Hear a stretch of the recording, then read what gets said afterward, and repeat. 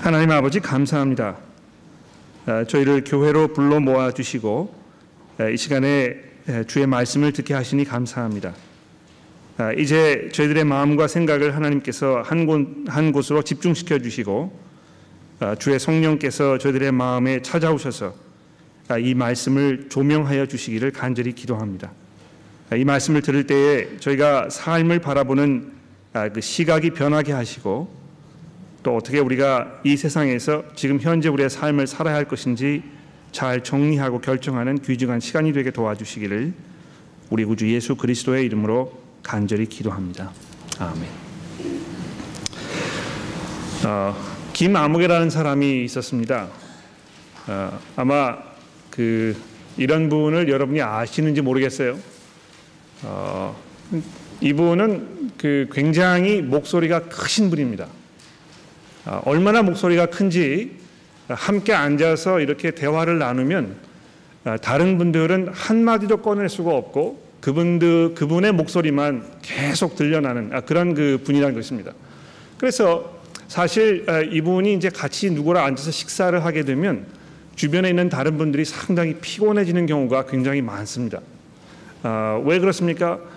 대화를 하면 서로 주거니 받거니 하고 남의 이야기를 들어주고 이렇게 존중해주는 그런 것이 있어야 이게 이제 아주 유쾌한 그런 대화가 진행이 될 텐데 그렇지 아니하고 아주 자기의 강한 주장이 관철돼야만 하기 때문에 목소리를 죽이지 아니하고 처음부터 시작해가지고 끝날 때까지 점점 이 목소리의 데시벨이 올라가는 그런 경우가 있는데요. 이런 분이 아주 관계하기가 어렵다는 것입니다. 그런데 이 김아무개 씨는요, 항상 자기 자신을 다른 사람에게 소개할 때 나는 참 다른 사람에 대한 배려를 많이 하는 편이라 이렇게 이야기하는 것입니다. 특히 집에서 이제 부인 되시는 분하고 이야기를 할 때 나처럼 당신을 생각해 주는 이런 남편이 있으면 또 나와보라 이렇게 이야기할 정도로 이렇게 자기 자신을 잘 모르는 그런 분인 것입니다. 이 부인이 얼마나 이 남편하고 오래 사는 것이 힘들었는지 나는 이 남편 때문에 천국을 안 가겠다고 이렇게 이야기하시는 그 정도의 분인 것입니다. 근데 참 많은 분들이 그분의 그런 큰 목소리, 다른 사람을 배려하지 않는 그런 것도 어렵지만 더 어려워하는 건 무엇이냐 하면 그분이 자기 자신을 평가하는 데 있어서 대단한 그런 실수를 범하고 있다는 것을 이해하지 못하는 것이 가장 어렵게 느껴지는 것입니다. 그냥 자기가 그런 결함이 있다는 것을 인정하고 주변에 있는 사람들에게 좀 도와달라고 이렇게 이야기하고 그러면 좋을 텐데 거기에 대해서 아무런 이해가 없고 그냥 자기 멋대로 이야기하고 그러나 자기는 그렇게 하지 않는다고 생각을 하는 것입니다. 그래서 주변에 있는 사람들은 김아무개 씨를 보면서 참 오만한 사람이다. 다른 사람에 대한 배려가 조금도 없으면서 자기는 남을 배려해 준다고 자꾸 이야기하니까 이 혐오감을 사람들이 점점 느끼는 것입니다.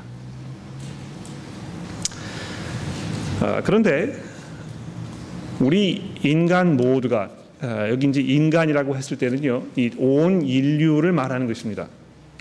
우리 온 인류가 마치 이 김아무개 씨와 비슷한 그런 실수를 계속 범하면서 살고 있는 것 같습니다. 하나님께서 창조해 놓으신 이 온 피조물들은요, 여러분과 우리 인류 때문에 얼마나 지금 극심한 피해를 입고 있는지 모릅니다. 제가 나중에 오늘 이제 설교 끝날 때 로마서에 있는 말씀을 좀 보여드리겠지만 사도 바울이 이 온 우주를 바라보면서 뭐라고 이야기하고 있습니까? 이 하나님께서 만들어 놓으신 이 세상이 우리 인류 때문에 지금 괴로워하고 신음하고 이것이 시들어가고 쪼드라들고 있다는 것입니다. 그런데 그런 것을요, 우리 인간들만 모르고 있는 것입니다.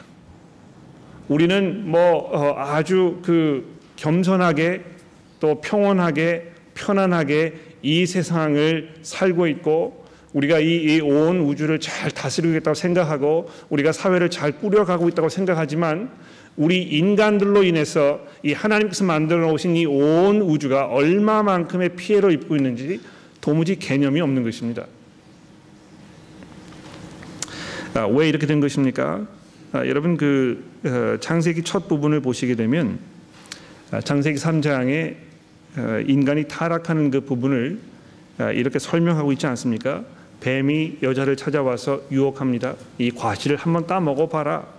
이거 먹는 날이 되면 내가 눈이 밝아져서 내가 하나님처럼 될 것이고 그래서 선악을 알게 될 것이다. 하나님께서 그것을 시기하셔서 거기에 그 위협을 느끼셔서 너로 하여금 이거 먹지 말라고 한 것이다.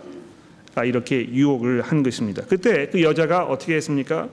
그 나무를 본즉 먹음직도 하고 보암직도 하고 지혜롭게 할 만큼 탐스럽기도 한지라. 그래서 그 여자가 나무를 따먹고 자기와 함께 있는 남편에게도 주매 그도 먹은지라. 이렇게 아주 간략하게 우리에게 설명해 주고 있습니다. 그것을 본즉 먹음직도 하고 보암직도 할 뿐만 아니고요. 어떻게 했습니까? 이 지혜롭게 할 만큼 탐스럽기도 했다는 것입니다. 즉 다시 말해서 하나님의 말씀에 의지하지 않아도 자기 스스로 옳고 그른 것을 결정할 수 있는 어떤 그 도덕적인 자치 결정권, 이것이 아주 매력적으로 사람에게 느껴졌다는 것입니다. 누구에게 간섭을 받지 않아도, 누구의 말씀을 듣지 않아도, 그분의 권위에 의지하지 않아도 얼마든지 내 삶을 내 방식대로 내가 결정하면서 살 수 있는 그런 옵션이 내게 주어져 있기 때문에 나는 그것을 선택해야 되겠다. 이렇게 우리 인간들이 작정을 했다는 것입니다. 그런 후에 우리 인간들은 계속해서 하나님을 의지하지 않아도, 하나님을 믿지 아니하여도, 하나님의 말씀을 듣지 아니하여도 얼마든지 우리가 우리의 삶을 우리 방식대로 살아갈 수 있다는 이런 오만함 속에 살고 있는 것입니다. 그리고 사도 바울은 우리 인간들의 그러한 현실로 인해서 지금 이 온 우주가 아주 극심한 피해를 입고 있다고 이렇게 한탄하고 있습니다. 자, 그것을 전제로 해서 이제 오늘 본문 말씀을 조금 살펴보도록 합시다. 제가 주보에 이제 설교 내용을 정리를 해드렸는데요. 그 주보의 내용을 이렇게 살펴보시면서 또 성경을 펴서 본문을 보시면서 설교를 들으셔야 아마 그 내용이 잘 이해가 되실 것입니다. 그래서 여러분 성경 봉독한 다음에 성경을 닫으셨으면 다시 꺼내셔서 본문을 펴놓으시고요. 또 가급적이면 그 주보 안에 이렇게 그 필기를 하시면 아마 집중하시는데 훨씬 더 도움이 되지 않을까 그렇게 생각을 합니다. 자, 이 7장의 내용을 보시게 되면 맨 처음 부분에 1절부터 12절이 되겠는데요. 이 지혜에 대한 그 찬가가 있습니다. 이 지혜가 얼마나 좋은 것인가, 이것을 찬송하고 이것을 사람들에게 권하고 지혜롭게 사는 것이 아주 좋은 삶이라고 이렇게 권하고 있는 것을 우리가 볼 수 있습니다. 그래서 이 첫 부분과 마지막 부분, 1절부터 12절에서요, 이 첫 부분과 마지막 부분에 이 지혜의 그 뛰어남, 그 지혜의 매력적인 모습, 지혜가 얼마나 좋은 것인가, 이런 것을 우리에게 설명하고 있는데, 그렇게 하면서 이 중간 부분인 7절에 약간 다른 이야기를 하고 있는데요. 제가 설명을 좀 드려보도록 하겠습니다.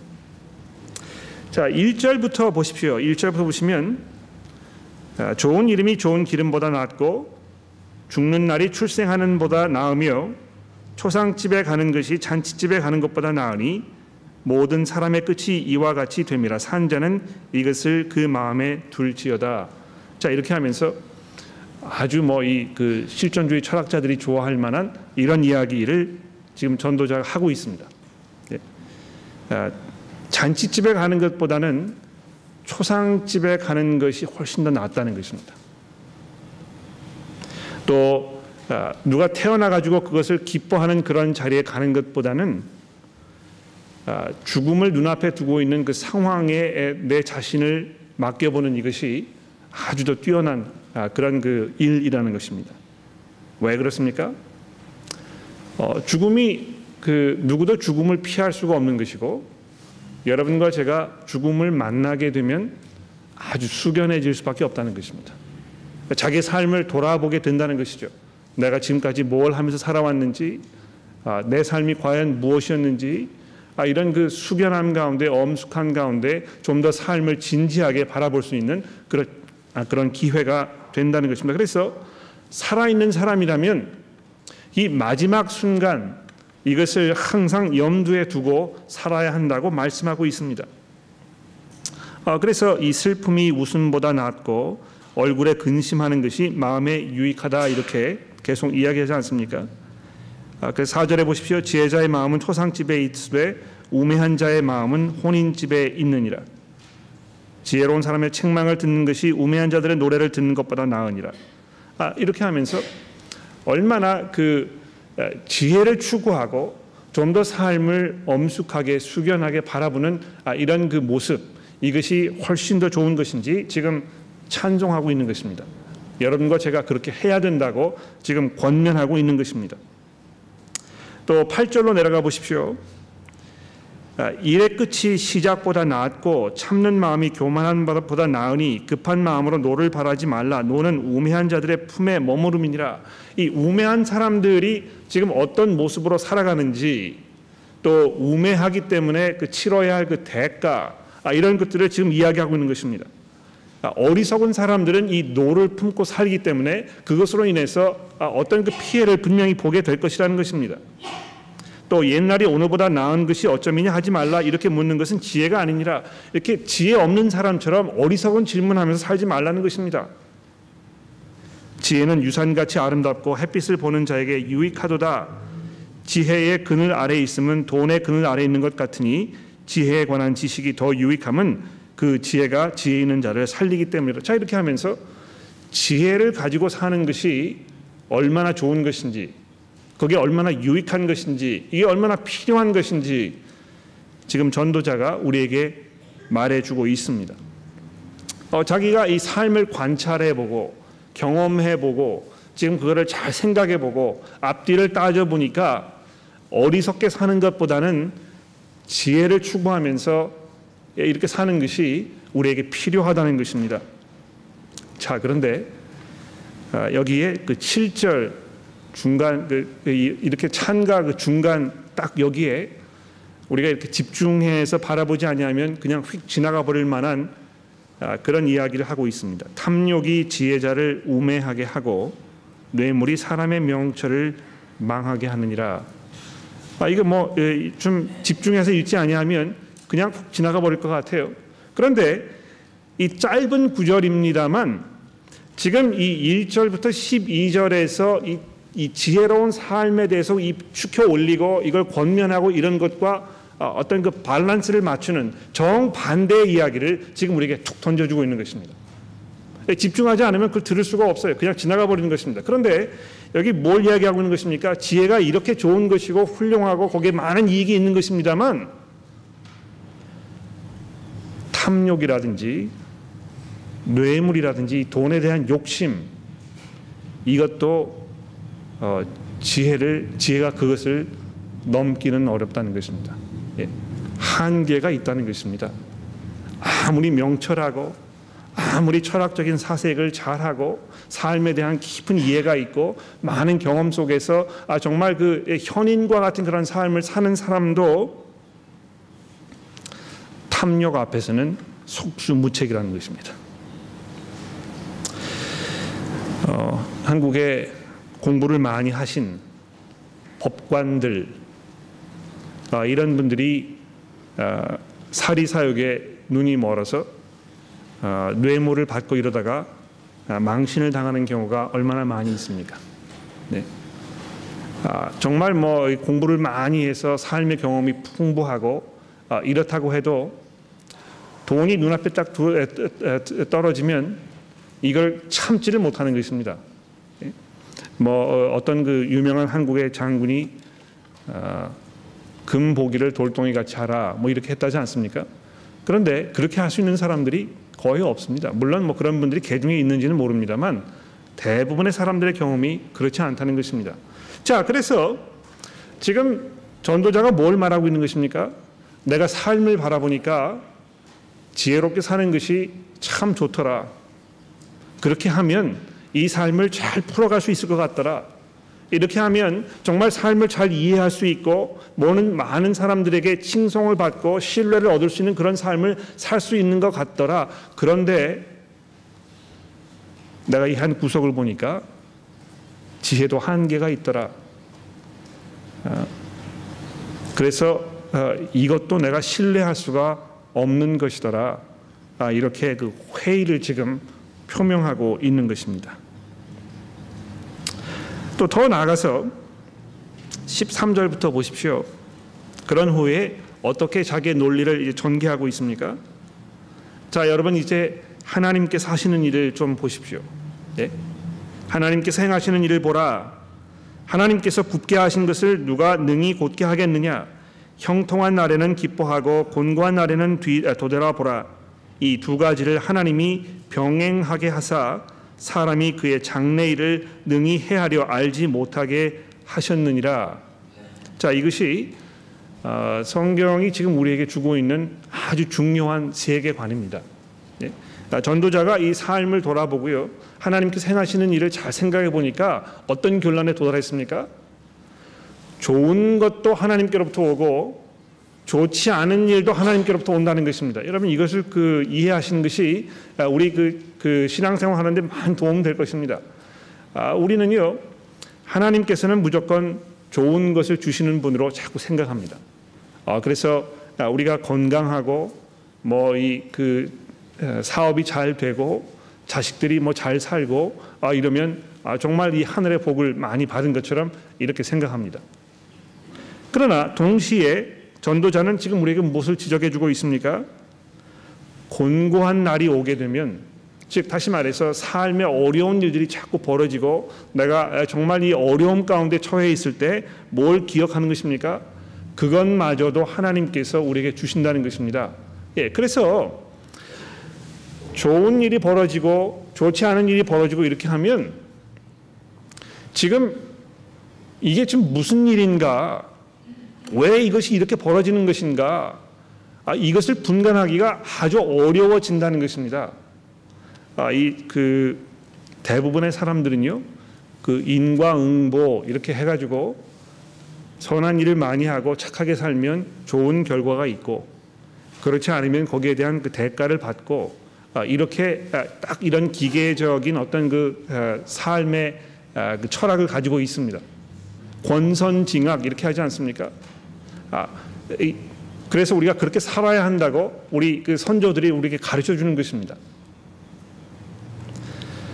그런데 전도자는요, 삶을 보다 더 냉철하게 지금 바라보고 있습니다. 내가 보니까 그렇지 않더라. 그래서 15절에 보십시오. 내가 험한 날을 사는 동안에 내 그 모든 일을 살펴보았더니 자기의 의로움에도 불구하고 멸망하는 의인이 있고 자기의 악행에도 불구하고 장수하는 의인이 있더라. 그렇지 않습니까, 여러분? 지금 이 세상을 돌아보십시오. 이 마약 사범들, 도박하시는 하는 사람들, 남을 사기치는 사람들, 이런 사람들이 잘 먹고 잘 사는 이런 세상에 우리가 지금 살고 있는 것입니다. 언젠가는 그 사람들이 이 정의의 손 앞에 무릎을 꿇을 것이다, 이런 기대감을 우리가 가지고 살고 있습니다만, 또 그런 경우가 있기는 합니다만, 그렇지 않고 끝까지 자기의 불의와 죄악 가운데에서 떵떵거리면서 살다가 세상을 그냥 떠나는 그런 사람들이 비일비재하지 않습니까? 이런 걸 볼 때 이 우라통이 터지는 것이죠. 그런데 전도자는요, 하나님께서 지금 세상을 그렇게 운영하고 계신다는 것입니다. 이것이 그냥 우연의 일치로 이렇게 벌어지는 것이 아니고요, 하나님께서 세상을 그렇게 만들어 놓으시고 계시기 때문에 지금 세상의 일이 그렇게 진행되고 있다는 것입니다. 그러면서 16절에 보십시오. 지나치게 의인이 되지 말며 지나치게 지혜자도 되지 말라. 어찌하여 스스로 패망하게 하려느냐? 지나치게 악인이 되지도 말며 지나치게 우매한 자도 되지 말라. 어찌하여 기한 전에 죽으려고 하느냐? 너는 이것도 잡으며 저것도 내 손에서 놓지 아니하는 것이 좋으니 하나님을 경외하는 자는 이 모든 일에서 벗어날 것입니다. 뭘 말하는 것입니까?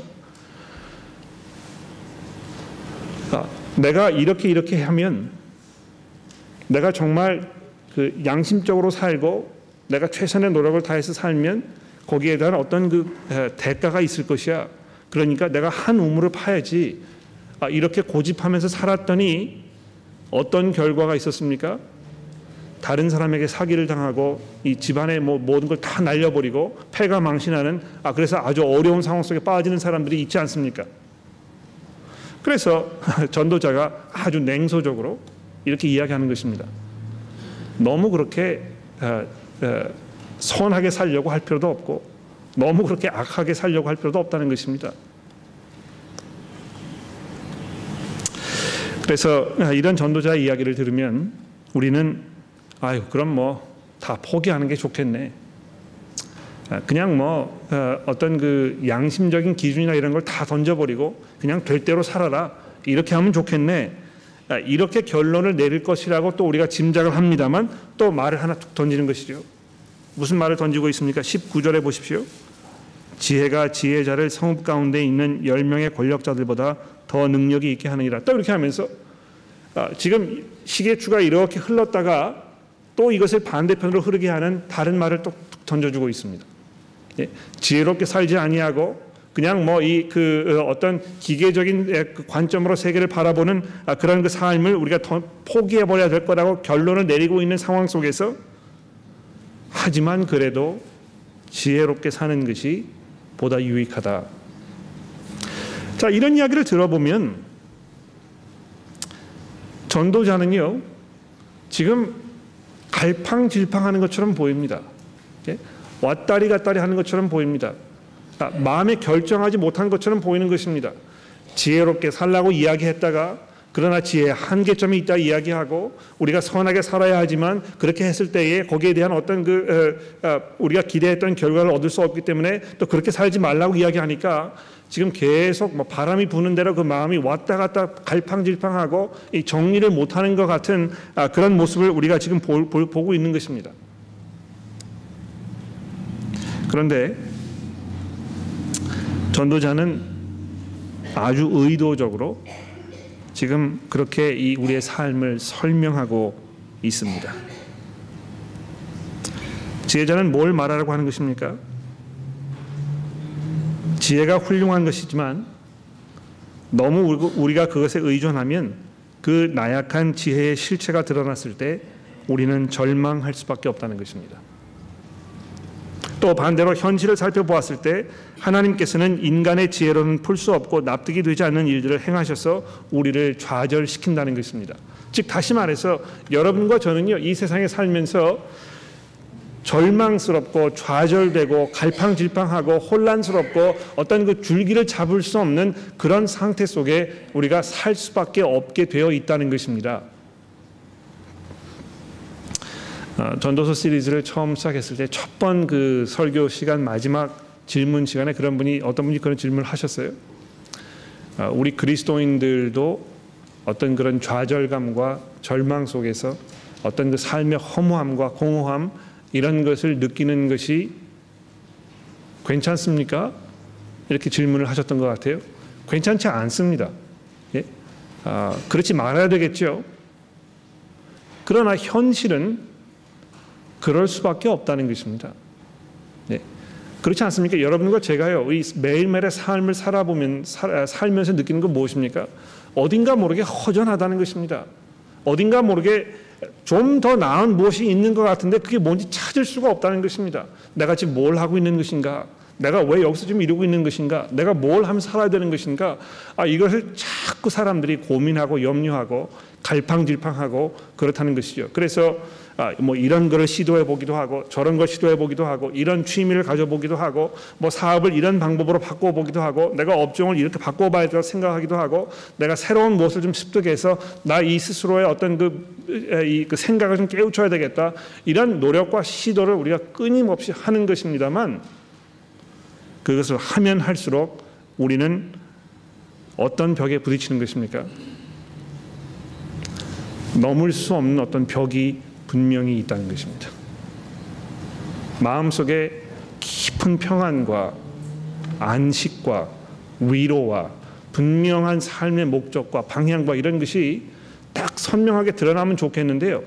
그렇지 않은 것입니다. 자, 그러면서 전도자는 이 7장에서 왜 그런 것인가, 여기에 대한 아주 날카로운 대답을 우리에게 던져주고 있습니다. 여러분이 이 7장의 20절 이하부터의 내용을 잘 이해하셔야 되겠는데요. 잘 한번 들어보십시오. 왜 우리가 이런 상태에 있을 수밖에 없는 것입니까? 20절에 보십시오. 선을 행하고 전혀 죄를 범하지 않는 의인은 세상에 없기 때문이로다. 자, 이것이 전도자가 전도서에서 우리에게 던져주는 어떤 그 대명제입니다. 내가 삶을 돌아보니까, 내 스스로 모든 것을 경험해 보니까 내가 한 가지 깨달은 것이 있다. 이 세상에 의인이 없다는 것입니다. 또 본문 맨 마지막 부분에 보시게 되면 29절에 보십시오. 내가 깨달은 것은 오직 이것이라. 자, 이렇게 하면서 어떤 그 전도서의 지금까지의 그 결론을 지금 우리에게 내려주고 있는데요. 내가 깨달은 것은 오직 이것이라. 곧 하나님은 사람을 정직하게 지으셨으나 사람이 많은 꾀들을 낸 것이니라. 자기 스스로 지금 꾀를 내서 거기에 빠져가지고 거기에 허우적거리고 있다는 것입니다. 그래서 전도자는요, 우리 인생이 이렇게 공허하고 만족스럽지 아니하고 어딘가 이 방향성을 잃은 것처럼 이 표류하는 것 같은 그런 삶을 사는 그 기본적인 이유로 우리의 죄의 문제를 지금 지적해주고 있습니다. 우리가 죄 가운데 있기 때문에 그렇다는 것입니다. 여러분과 제가 하나님을 향해서 우리의 반기를 들었기 때문에 우리가 그런 삶을 살 수밖에 없는 이런 이 현실을 우리가 피할 수 없다는 것입니다.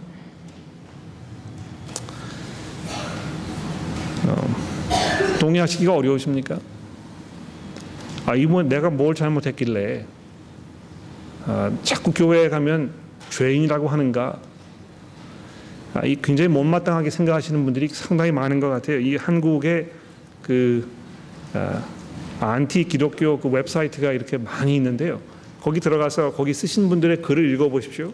기독교인들을 공격하고 비방하는 그런 글들이 수도 없이 올라와 있는데, 그거 쭉 읽어보시게 되면 거기에서 어떤 그 한 가지 공통적인 부분이 하나 있습니다. 무엇입니까? 기독교가 이야기하는 그 인간에 대한 평가가 마음에 들지 않는다는 것입니다.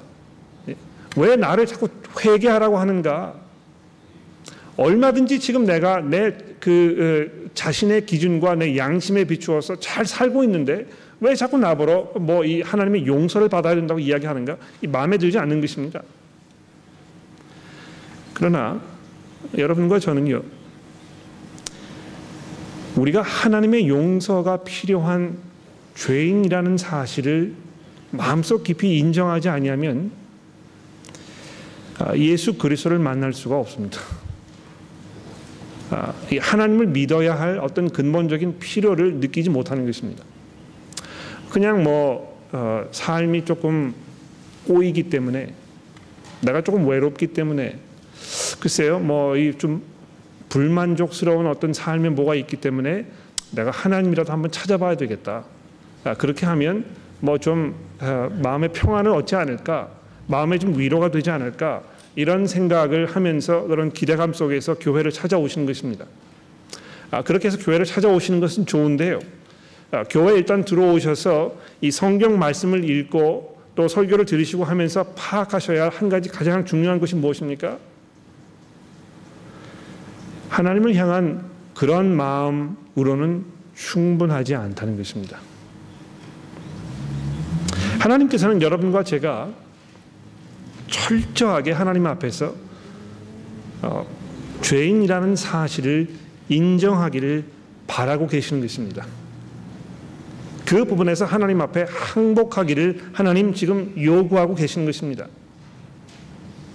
우리가 우리 방식대로 우리가 정한 기준에도 미치지 못하면서 살고 있는 이런 그 나약한 우리의 모습을 하나님이 그것을 보셨을 때 얼마나 우리를 향해서 분개하고 계실까 하는 것을 인정하도록 하나님 우리에게 지금 요구하고 계시는 것입니다.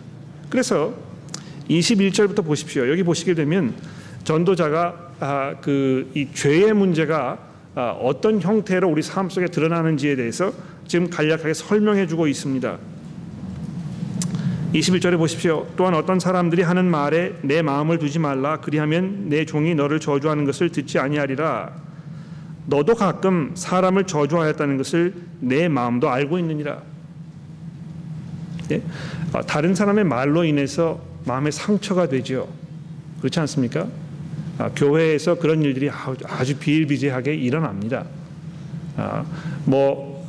나는 그런 의도로 이야기하지 않았다고 해도 그것을 받아들이시는 분의 입장에서 상처가 될 수 있는 일들도 있다는 것입니다. 그래서 이 누구의 말로 인해서 마음에 상처를 입게 되면 참 그 사람 이렇게 흉보고 그 사람이 평가절하하게 되고 이렇게 하지 않습니까? 그런데 당신도 마찬가지라는 것입니다.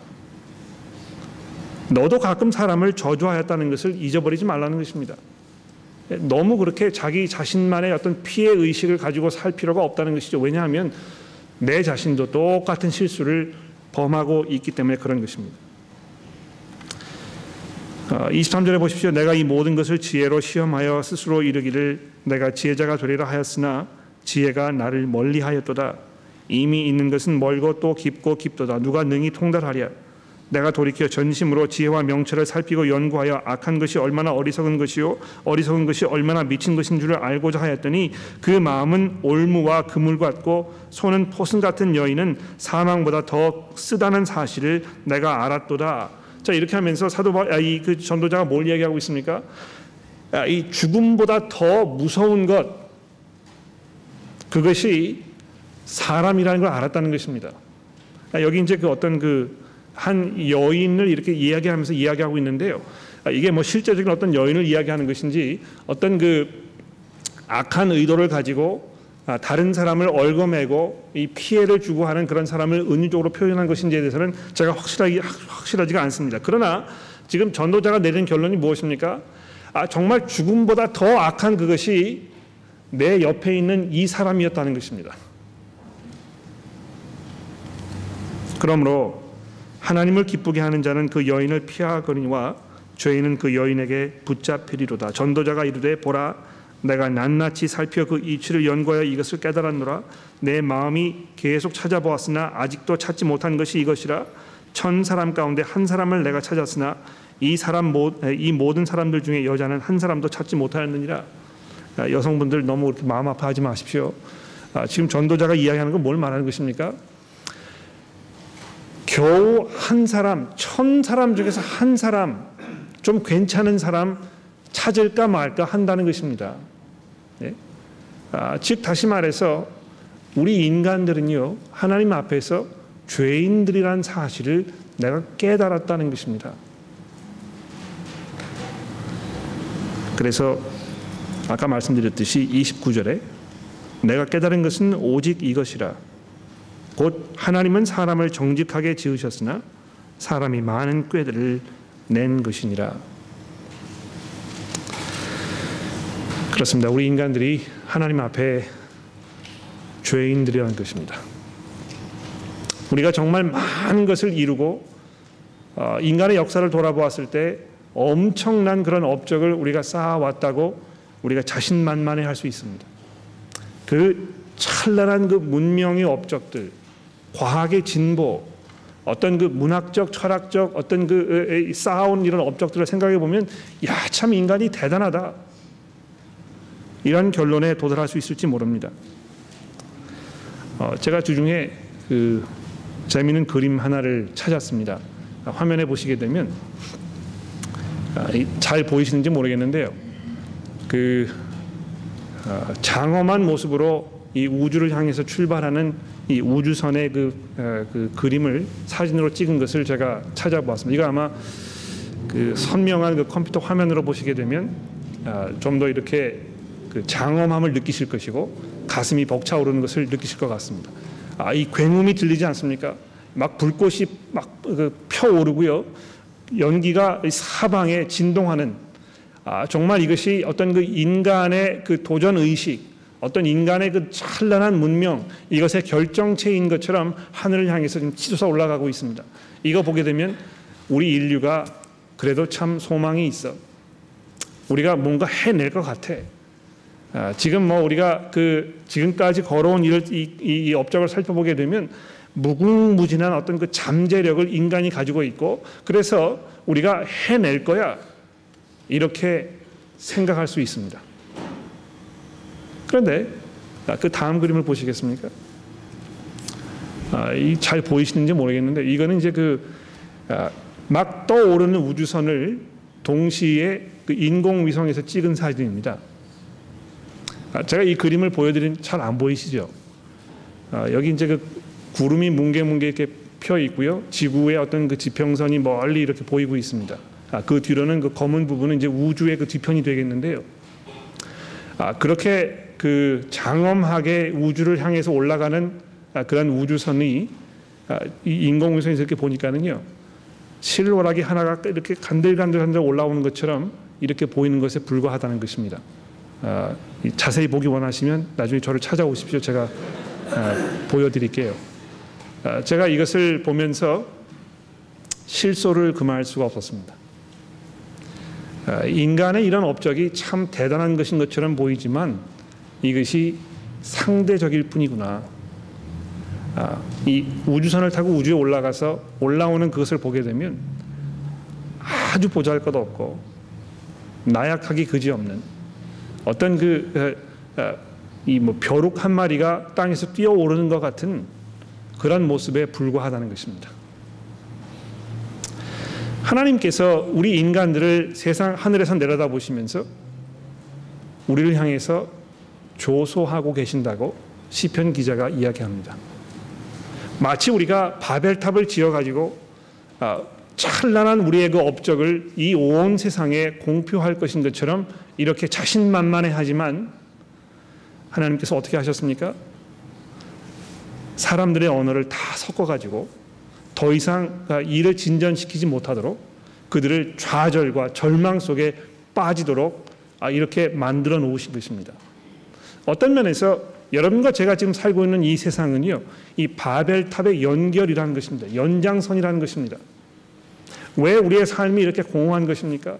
왜 우리가 이렇게 갈팡질팡하는 것입니까? 왜 우리가 방향을 잡지 못하고 어딘가 모르게 좀 부족한 것이 우리의 삶을 괴롭게 하는 이런 삶을 살고 있는 것입니까? 하나님께서 이 세상을 심판하셨기 때문에 그런 것입니다. 여러분과 제가 느끼는 이 삶의 공허함, 만족스럽지 못한 이런 모든 것들은 결국 하나님의 심판의 증거라는 것입니다. 여러분의 삶 속에 이 죄의 문제가 그거 내 문제가 아니야. 나는 뭐 얼마든지 하나님이 없어도 내 삶을 마음대로 살 수 있어. 이렇게 생각하시면서 고집하시면서 살아오시고 계신다면 어느 순간에선가 찬바람이 불어오는 그 찬 기운을 맞으면서 여러분의 마음속에 있는 그 공허함, 이것을 느끼게 되는 순간이 있을 것입니다. 나는 왜 살고 있는 것인가? 나는 무엇을 해온 것인가? 나는 어디로 가야 하는 것인가? 이런 것이 도무지 이해되지 않을 그 순간, 바로 그것은 여러분과 제가 하나님의 심판 가운데 있다는 것을 증거하는 그 표징이 된다는 것입니다. 로마서 8장에 있는 말씀을 제가 적어드렸습니다. 제가 한번 읽어보도록 하죠. 생각하건대 현재의 고난은 장차 우리에게 나타날 영광과 비교할 수 없도다. 피조물이 고대하는 바는 하나님의 아들들이 나타나는 것이니 피조물이 허무한 데 굴복하는 것은 자기 뜻이 아니요 오직 굴복하게 하시는 이로 말미암음이니라. 바라는 것은 피조물도 썩어짐의 종노릇 한 데서 해방되어 하나님의 자녀들의 영광의 자유에 이르는 것이니라. 피조물이 다 이제까지 함께 탄식하며 함께 고통을 겪고 있는 것을 우리가 아느니라. 이 사도 바울이 마치 전도서의 그 내용을 지금 묵상하면서 이 부분을 쓰고 있는 것 같아요.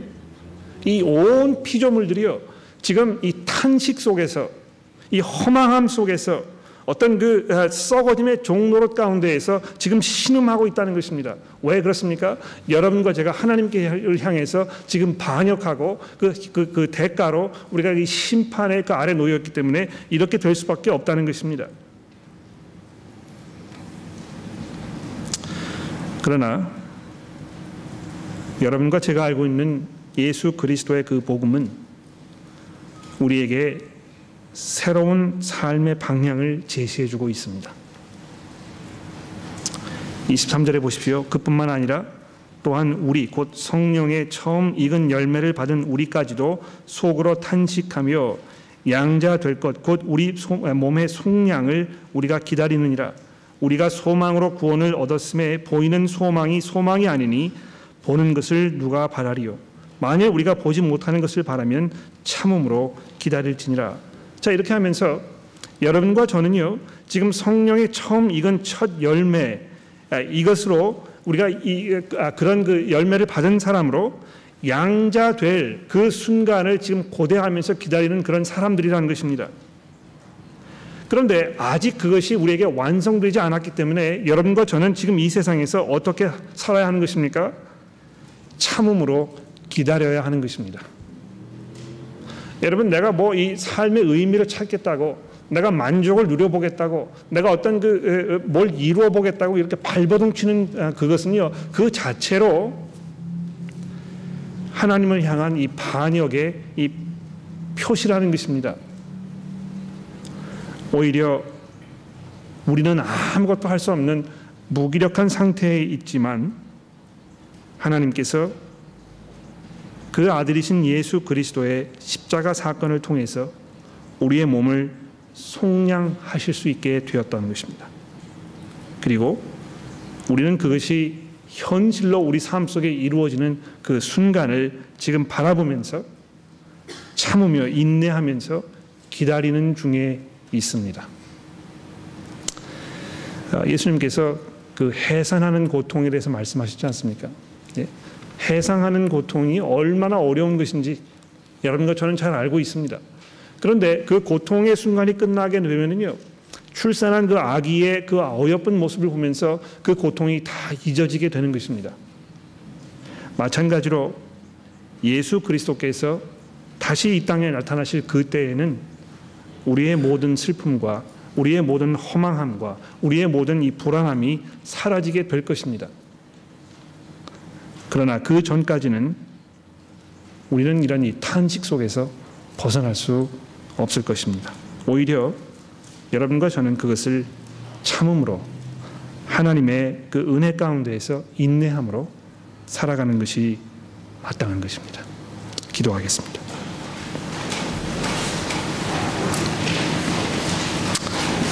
하나님 아버지, 감사합니다.